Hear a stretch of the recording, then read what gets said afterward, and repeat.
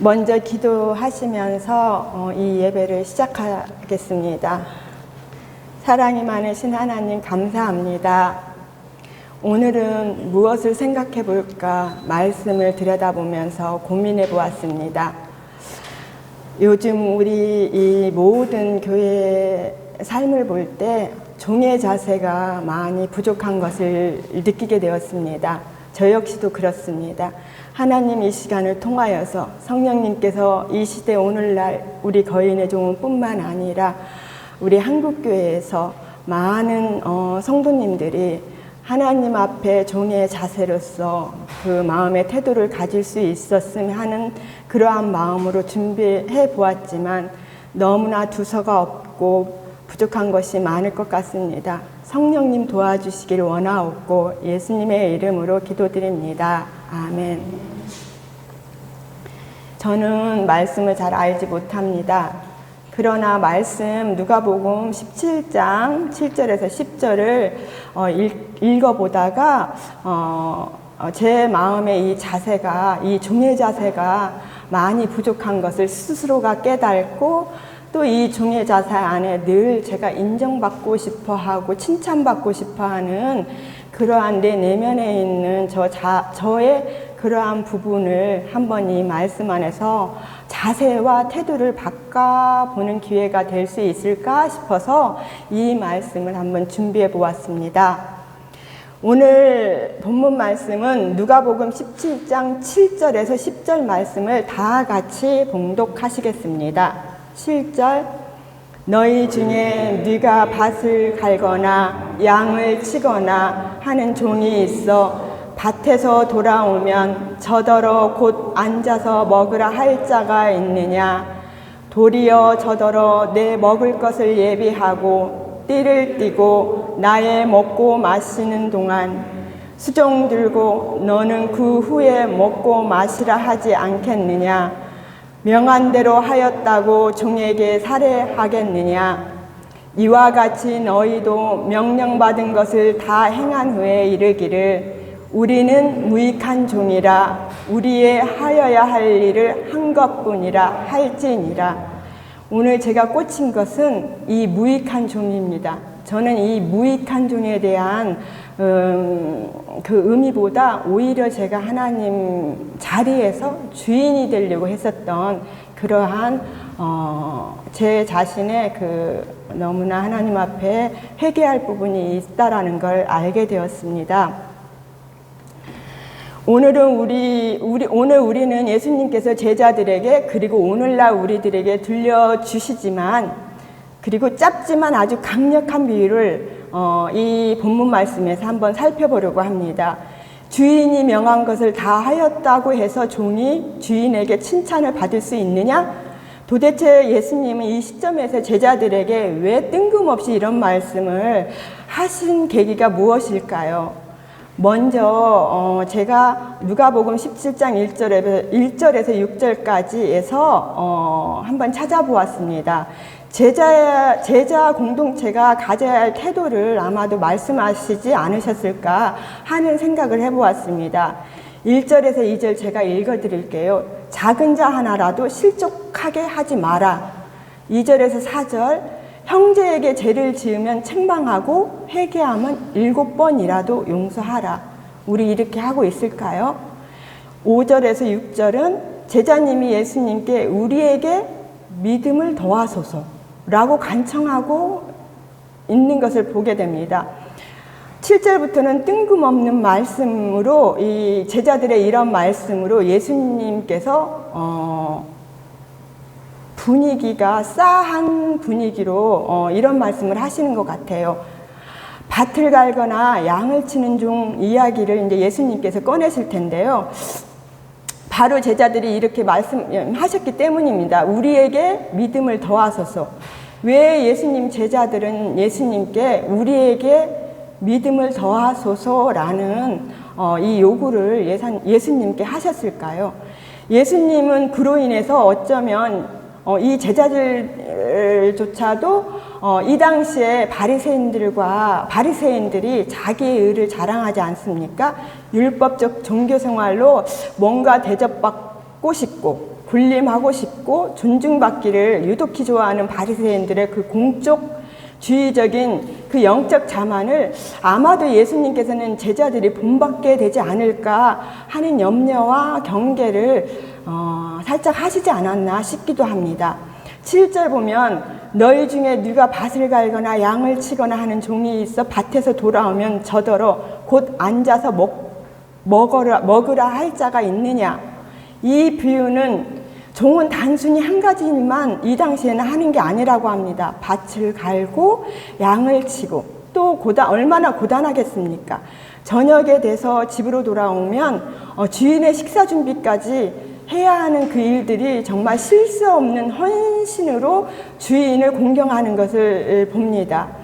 그런데 그 주인은 조금 그래 너 참 수고 많았다, 뜨거운 땡볕에서 얼마나 고단했겠니, 좀 쉬거라 하지 않고 우리가 일상에서 지금 생각해보면 너무 야박스러운 말씀으로 이렇게 말씀을 하는 것을 우리가 이 말씀에서 보는데요. 너는 이제 내 저녁 준비를 하고 식사 시중을 들어라. 어떠하신가요? 우리 지금 이 시대에서 이러한 아무리 권력으로 이러한 부분을 그 아래 사람한테 하게 될 때 너무 충격적일 부분이 없지 않아 있어 보이는데요. 저는 그러나 이 당시 종의 문화에서는 종은 주인 명령에 따라 일하는 자이므로 헌신은 칭찬받기 위한 것이 아니고 종으로서 당연한 책임이라고 그들은 받아들였다고 합니다. 예수님은 지금 제자들과 오늘날 우리에게도 이렇게 말씀하고 계시는 것 같아 보였어요. 너가 아무리 많은 사역을 하고 교회에서 아무리 많은 헌신을 하고 또 우리에게 잘못한 부분으로 우리를 억울하게 한다 할지라도 그를 용서한다 하더라도 그것은 하나님 앞에서 당연한 순종의 몫일 뿐이야. 이렇게 말씀하시는 것 같습니다. 9절 명한 대로 하였다고 종에게 살해하겠느냐? 우리는 누군가 우리를 인정해 주길 바라고 칭찬받기를 기대합니다. 저 역시도 그렇습니다. 우리 교회에서는 우리 목사님이 설교권을 다양하게 열어주시는 그 큰 부분이 계십니다. 그래서 우리 이영희 목사님, 우리 담임 목사님은 우리가 생각할 수도 없고, 저는 항상 우리 이영희 목사님 보면, 어떻게 저렇게 설교, 문도 보지 않고 저렇게 담대하게 말도 어쩜 저렇게 구성지게 잘 해내고 있을까라는 생각을 하면 참 부럽습니다. 그로 인해서 또 우리 목사님이 좋아요라고 꾹 눌러주시면 저는 한없이 낮아지고 한없이 작아지고 그리고 당연한 건데도 경쟁심이 불붙은 제 마음에서 일어납니다. 저도 오늘은 좋아요 한번 눌러주세요, 목사님. 이렇듯 오늘 이 본문에서도 예수님은 율법주의자들, 바리새인들을 경계 삼아 말씀하시는 것을 이제 우리가 보겠는데요. 그들은 자칭 그 바리새인들, 유대인들은 하나님께 소득의 11조를 드리고 일주일에 2번씩 금식을 하고 심지어 어떤 바리새인들은 자신의 선행이나 구제 사역까지도 수첩에 기록하고 다닌답니다. 그리고 하나님 앞에 당당하게 하나님이 저에게 빚을 지셨으니까 저에게 보상해 주세요 라는 말까지 한다고 합니다. 어쩌면 예수님께서는 제자들과 오늘날 우리 성도들이 율법주의자 바리새인들과 같이 공로주의에 빠질까 봐 염려하신 건 아니었을까 하는 생각이 들어 제가 이 말씀을 보게 되었습니다. 우리는 어떠한가요? 우리가 드리는 예배도 있고 구제헌금도 하죠. 그리고 우리 11조도 드립니다. 많은 부분들을 교회에서 예배로 헌신하고 헌금으로 헌신하는 그 일상을 우리가 하게 될 때 우리는 은연중에 보상을 기대하는 것 같습니다. 저는 예전 교회에서 전도 활동을 했었는데요. 불신자분들께 전도대원으로서 나가서 제일 먼저 건네는 말이 예수 믿고 복 받으세요 라고 일단은 딱 던져 놓습니다. 그리고 그때는 예수 믿고 복 받으세요 라는 말이 어떻게 보면 영적인 의미의 전도가 아니었던 것 같아요. 지금에 와서 생각해 보면 그저 교회에 한 분이라도 더 모시고 오는 것을 인해서 제 상이 크지 않습니까? 전도 한 명 하고 두 명 하면 그로 인해서 예수 믿고 복 받으세요. 교회에 오면 복 받습니다. 라고 말씀을 드렸던 것 같아요. 그러자 이제 초신자로 등록하기 시작하면 어떤 또 조언을 우리가 감히 하나님 앞에 바리새인처럼 하는 줄 아십니까? 제가 그랬다는 겁니다. 하나님 앞에 11조를 드리기 시작하면 하나님께서 10배, 100배로 채워주셔요. 그러니 한번 실천해 보시면 어떨까요? 라고 보상적인 신앙의 부분으로 복음이 아니라 그 부분으로 그 초신자들에게 우리가 지금 생각하면 정말 이거는 복음이 아닙니다. 이거는 이렇게 해서는 안 됐었던 거였더라고요. 그러는데 우리의 방법이 그릇된 방법으로 이렇게 오히려 많은 영혼들에게 해를 끼쳤던 건 아닌가라는 참 많은 반성을 하게 됩니다. 어떤 계기가 있었냐면은 저희 장로님 아시는 분이 이제 목사님이 교회를 지금 하고 계시는데 어떤 성도가 11조를 하면은 복을 받는다고 그런 말을 많이 했대요, 주변에서. 그래서 헌금을 많이 했다고 합니다. 11조를 초신자임에도 좀 했던 모양이에요. 그랬는데 복은커녕 자꾸 집안에 우환이 생기고 좋지 않은 일들이 생기니까 목사님한테 오셔서 그동안에 냈었던 그 11조 모든 헌금을 다 토해내라고 억지를 부르셨다고 합니다. 이렇게 우리는 이 복음 앞서서 보상심리로서 율법적으로 많은 이들을 거짓되게 인도하는 부분에 저도 한몫 그 생활을 했었던 것을 이 시간 회개하며 고백합니다. 그리고 종종 그런 말씀도 하시죠. 우리 교회 목사님은 우리를 밥해 주시랴, 뭐 하시랴, 우리를 많이 섬기고 계십니다. 그런데 전에 있었던 교회에서는 또 이런 이야기를 자꾸 하게 되는데요. 주의 종을 섬기면 자녀가 복을 받는다고 해서 제일 좋은 거 있으면 누군가 나에게 제일 좋은 것이 들어오면 목사님한테 다 싸가지고 가서 목사님을 드려야 한다라는 그러한 복의 기준에 거기에 있더라고요. 그러한 부분도 하물며 있었던 것을 기억합니다. 이게 복음일까요? 이게 예수님이 원하시는 복음일까요? 한번 생각해 보셨으면 합니다. 베드로전서 5장 2절 말씀을 제가 한번 읽어드리겠습니다.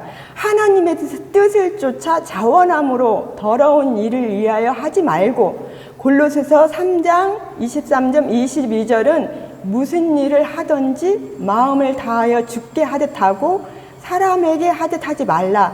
이는 유업의 상을 주께 받은 줄 알미니 너희는 주 그리스도를 섬기느니라. 이제 10절, 오늘 본문 말씀 10절을 이어가겠습니다.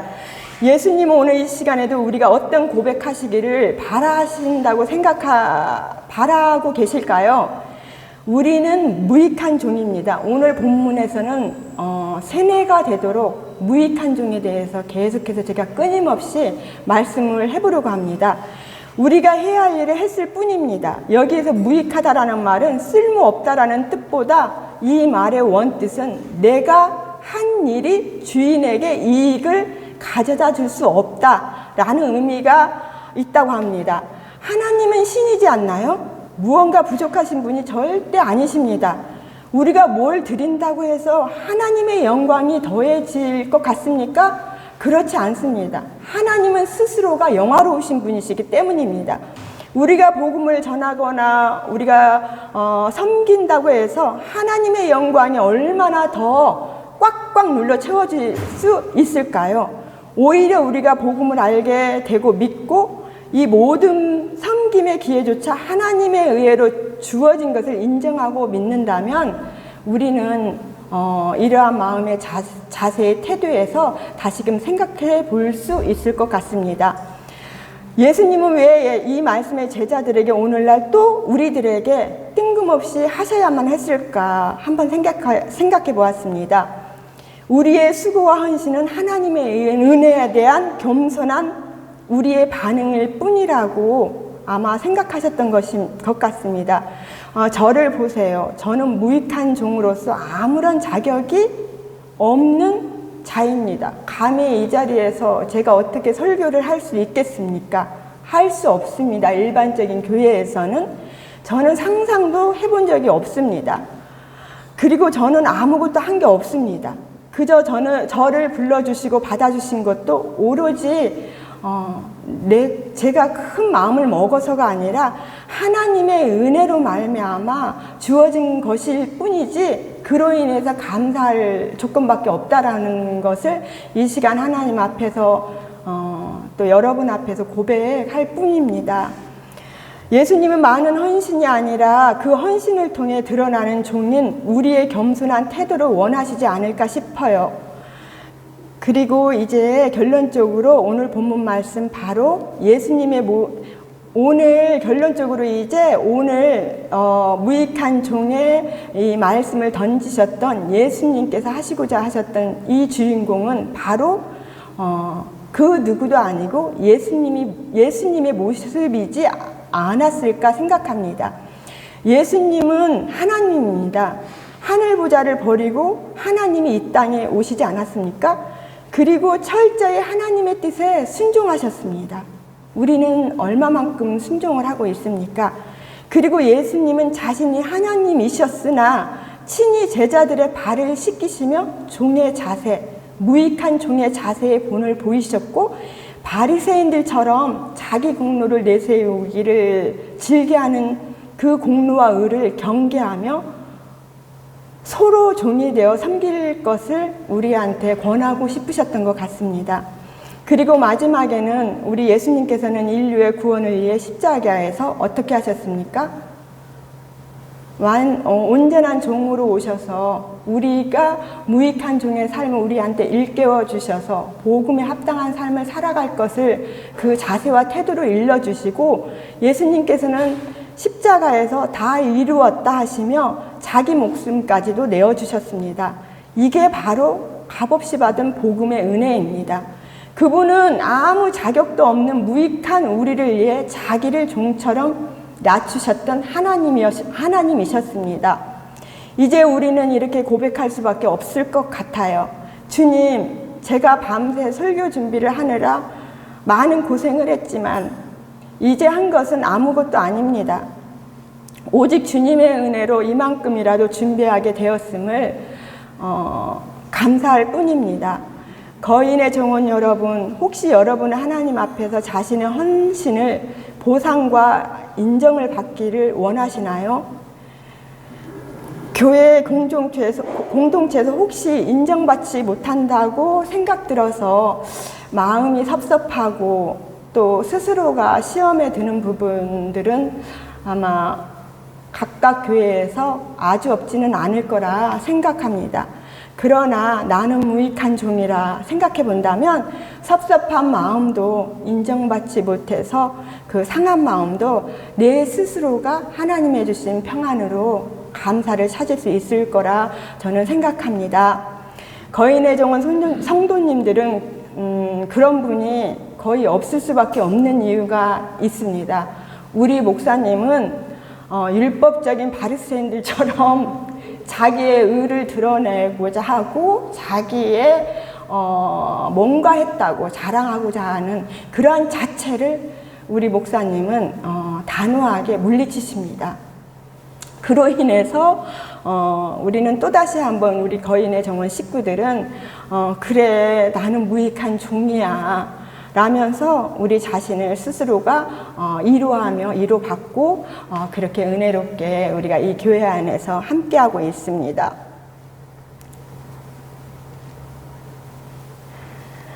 예수님은 오늘도 우리 현대사에서는 다 같이 이렇게 칭찬을 원하고 인정 욕구에 메말라 있는 것 같아요. 그게 해소가 되지 않으니까 이 교회 안에서만큼은 그걸 우리가 나타내지 않아야 함에도 불구하고 이 부분 때문에 각각의 교회에서 신앙생활을 하는 권사님이나 뭐 목사님이나 많은 분들이 많이 스스로를 아파하고 많이 이 부분으로 견디기 힘들어하는 부분들이 있더라고요. 딱 하나 이거입니다. 우리는 무익한 종입니다. 오늘도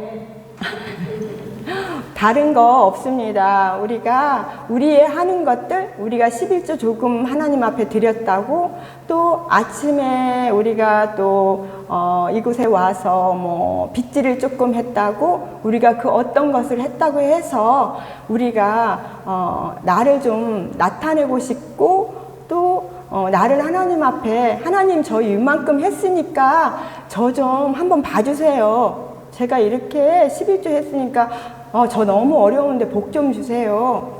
물론 그렇게 할 수, 어린아이와 같은 믿음 안에서는 충분히 그것조차 우리가 이해하고 받아들이고 용납해 할 수 있습니다. 그러나 이제 우리가 믿음이 더 자라나는 과정에 있지 않습니까?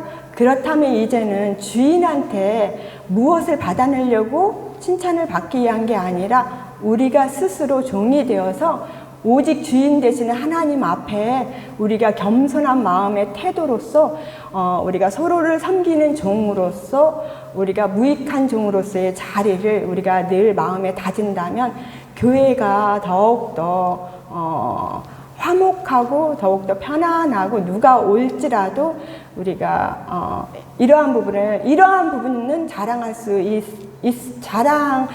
있는 부분이라고 저는 생각해 봤습니다. 말씀을 맺고 기도드리겠습니다. 하나님, 너무 두서없게 제가 말씀을 전해보았습니다. 그렇지만 하나님은 아십니다. 우리가 하나님 앞에서 무익한 종이라는 것을 아무것도 하나님 앞에 우리가 인정과 칭찬받을 그 어느 것도 없다라는 것. 단 한 가지, 하나님이 우리를 영원히 죽을 수밖에 없는 우리 영혼을 위하여서 하나님이 친히, 예수님이 친히 종이 되셔서 이 땅에 오셔서 우리를 섬겨주심으로 인하여서 예수님의 십자가 보혈의 피공로를 의지하여서 우리 영혼이 구원에 이르는 그 은혜, 그 하나만으로도 우리는 갚을 수 없는 분에 넘치는 그 어떤 거라도 하나님 앞에 종으로서 우리가 드릴 수 있는 게 없다라는 것 그 자체 하나만을 그저 감사할 뿐입니다. 하나님, 우리는 무익한 종입니다. 하나님, 우리와 함께하여 주시고 무익한 종에게 더 성숙한 믿음으로 우리를 이끌어 주실 것을 믿고 기대하오며 예수님의 이름으로 기도드렸습니다. 아멘.